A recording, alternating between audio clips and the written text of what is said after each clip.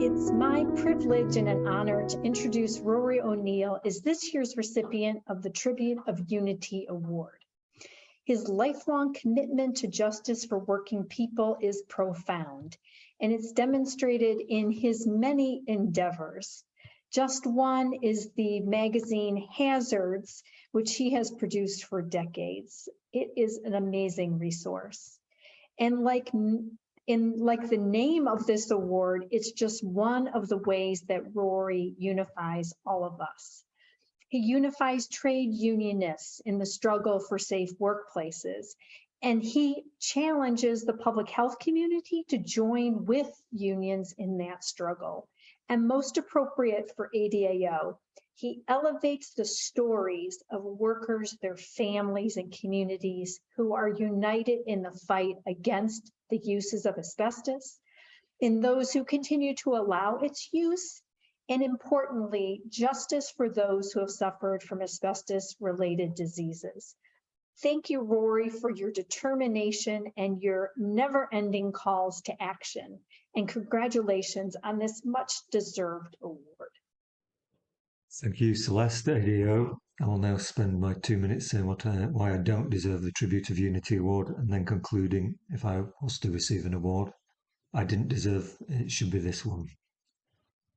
I'll start seriously off topic with some ancient history and then hopefully drift into relevance. Around 2,000 years ago, Pliny the Younger was staring across the bay watching Vesuvius erupt, and he warned his uncle, Pliny the Elder, not to get in his boat to take a closer look. Uncle Pliny, though, ignored his nephew, jumped in the boat, and 2 days later he choked to death on the fumes, one of the victims of Pompeii. It wasn't the only time Uncle Pliny should have paid more attention to his nephew. He thought asbestos could ward off evil spirits and was wonderful because it didn't stain and was wiped clean. His nephew, though, observed the diseases of slaves in the workers making the asbestos cloth that so impressed his uncle. The punchline: for the entire commercial life of asbestos, which was mostly the 20th century, it's not been a matter that we didn't know the deadly properties of asbestos. It's what we didn't do about it. 6 working generations ago, we knew that workers in asbestos factories were dying in droves. 4 working generations ago, we knew they were dying of cancer at far higher than expected rates.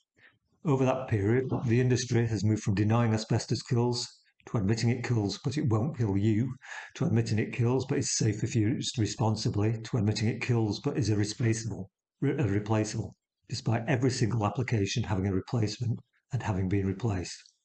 And that's where the USA is today, with the chlor-alkali industry, which doesn't use asbestos in the majority of its chlorine plants, fighting a US ban because it says it doesn't want to pay to move away from asbestos in the other plants. The industry doesn't actually outright say this policy will kill. Over 100,000 die each year, that's the current body count worldwide. It requires a more scientific rationale. The criminally skewed cost-benefit analysis put human life in the collateral damage column, with the cost paid in intangibles, human suffering, intergenerational hardship, heartache and bereavement, all topped off with a massive transfer of costs to the taxpayer in health and welfare taxes. Linda asked me to say, what's my proudest achievement? To which I replied, I've done nothing. But we have, and I'm part of we. We is important because this is not about information, it's about power.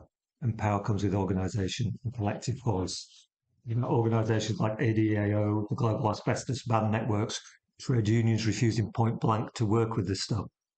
And I'm proud to have been part of these networks for 40 years, hopefully helping to build and nurture alliances locally and globally.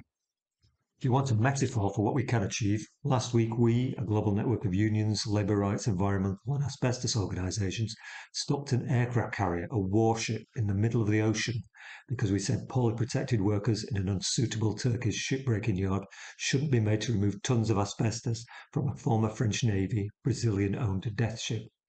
Next year, thanks to our campaigns, may see the start of a process to reform the UN Rotterdam Convention, ending what has effectively been a decade-long asbestos lobby veto on health warnings on textile exports. It's not just about asbestos. We face the same arguments and the same industries using the same playbook with diesel exhaust, benzene and pesticides. The global chemical industry will double in size by 2030, quadruple by 2060. There's a lot more lies to sell, while there are more profits to be made from poison. So we have more battles to fight, but we now have our own playbook. So if I had to choose an award, it would be the Tribute of Unity Award, because we have to be one and we have to be organised. It's about unity of purpose. I play my tiny part. ADAO plays a major and globally significant role.